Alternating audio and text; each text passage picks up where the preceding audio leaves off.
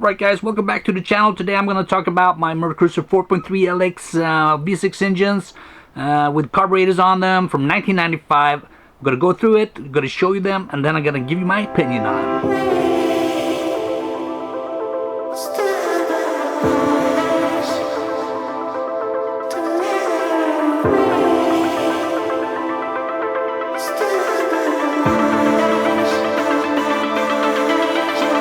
Alright guys, first of all, I need to compliment these engines. They haven't given me any hassle at all. They're quick responding, easy to start, easy to maintain. They do their job. A little bit noisy, a little bit small for this boat perhaps. I would like to have a little bit more horsepower, but you know, that's not the engine's fault, that's the specification's fault. Engines have been super good to me. They start up every time and do what they need to do, and I'm super happy with that. Alright guys, another thing is easy access when you do the maintenance. Easy access to oil filter. There's the fluid for the power steering pump. The power steering pump itself, super easy to do that. And we also have a fuel filter down here. It's pretty easy access, so happy with that. Got the oil measuring unit here, easy access, super good. Just check the oil, it takes a couple of minutes. That's all you need to do. But what it boils down to is the engine reliable? Well, that depends, of course. Is any engine reliable? What I do to keep the reliability up on my motor or my engines is that I always check my oils, check my levels, check my hoses, check my filters as often as I can.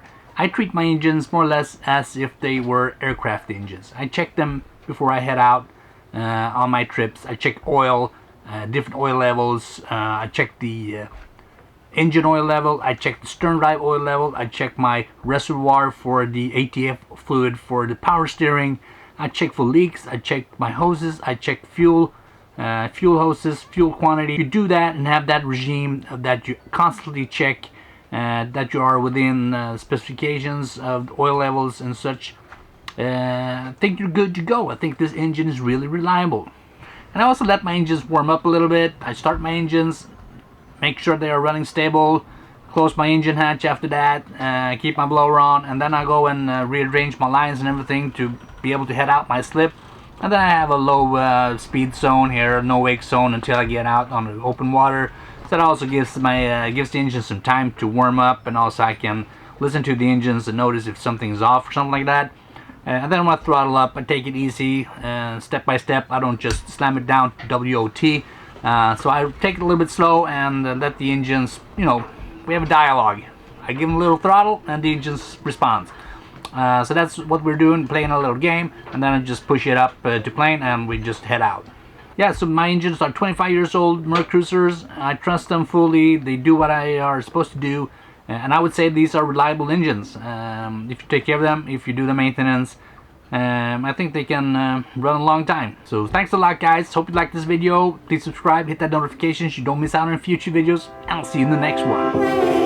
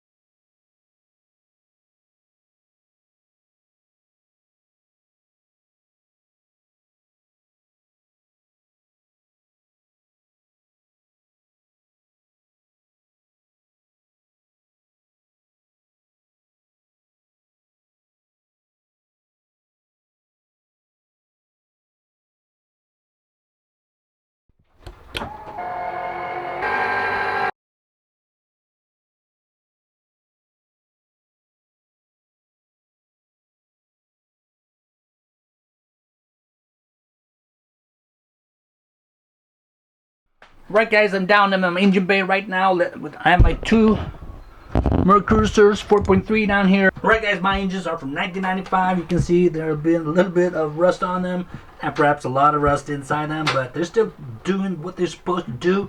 I like the easy accessibility with the oil filter here. We got a fuel filter down there. Easy access to check the oil level, and also stern drive oil levels. Pretty easy access. It's pretty straightforward engine. Easy to do the maintenance on it. I redid my replaced all my spark plugs. That were pretty easy as well. So, and also I did a shift cable. So everything's been really easy to do on these engines. So I really like that. It's also easy access to the power steering reservoir, fluid level, and the pump itself with its associated belt there. Super easy access. Main problem is of course access back in the engine. That's a hassle to get down there, but overall pretty easy to maintain. So I guess the question it all boils down to is whether or not these engines are reliable. These are from 1995, as I told you. And they always start when I need them to start. They do what they're supposed to do, and I think they are reliable. But are any engines reliable? It's all come down to maintenance, preventive maintenance and service on your engines. So I more or less treat my engines as if this was an aircraft engine. I check all the fluids, I check for leaks, I check hoses, I check mostly anything I'm able to check before I head out. And this also makes me like acquainted with the engine, get to know it, get to listen to it, and understand how it sounds in different regimes and different envelopes. So that is the ability for me to get to know the engine, and that will of course alert me if something's going wrong with the engines, which is pretty important. Given that these engines are performing exactly as I expect them to do, or even better at given the age, and with also it's not a freshwater cooled engine, so it's probably been eaten up inside by corrosion.